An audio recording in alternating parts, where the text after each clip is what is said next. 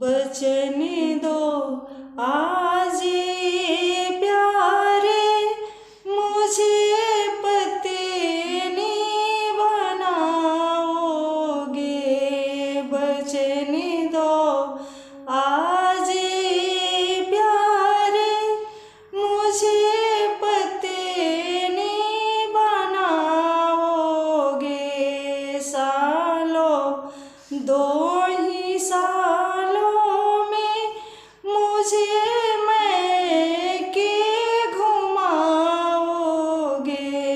बचन दो आज प्यारे, मुझे पत्नी बनाओगे। महीने दो महीनों में मुझे मार्केट घुमाओगे।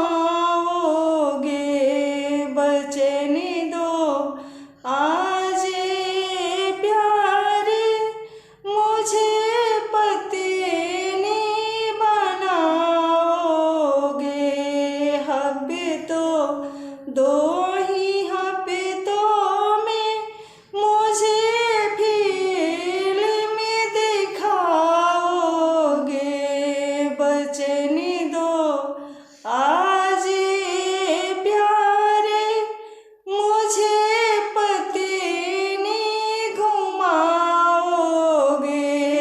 एक ही दो ही दिनों में मुझे सहेली दिखाओगे। बचन दो आज प्यारे, मुझे पत्नी बनाओगे। सिरवा नवई हो बेटी, धीरे पौआ डली हो। सिरवा नवई हो बेटी, धीरे पौआ डली हो। मड़वा में रखी हो बेटी, पापा के इज्जतिया हो।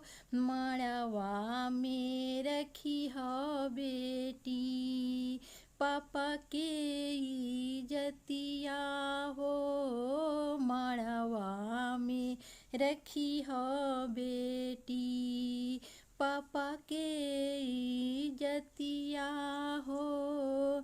गोड़वा रंगवलू बेटी, धीरे पौआ डली हो।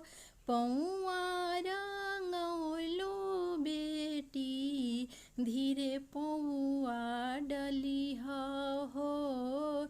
मड़वा में रखी हो बेटी, चाचा के इज्जतिया हो। मड़वा में रखी है बेटी, चाचा के इज्जतिया हो।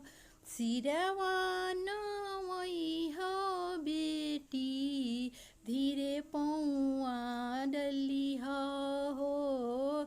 सिरवा नवई हो बेटी, धीरे पौआ डली हो। मड़वा में रखी है बेटी, पापा के इज्जतिया हो। मड़वा में रखी है बेटी, पापा के इज्जतिया हो। सिरवा नवनी पापा, धीरे पौआ डलनी हो। सिरवा नवनी पापा, धीरे पौआ डलनी हो। मड़वा में रखनी पापा, तोहरो इज्जतिया हो।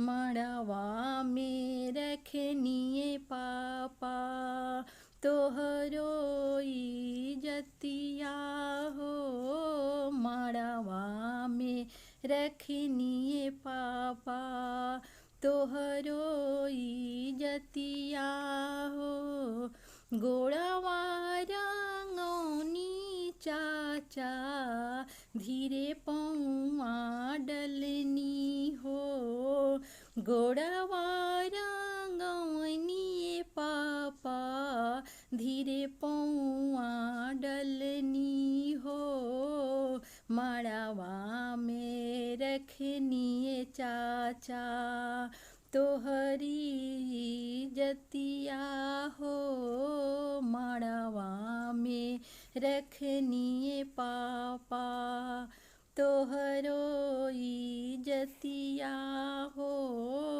मड़वा में रखनिए पापा तोहरो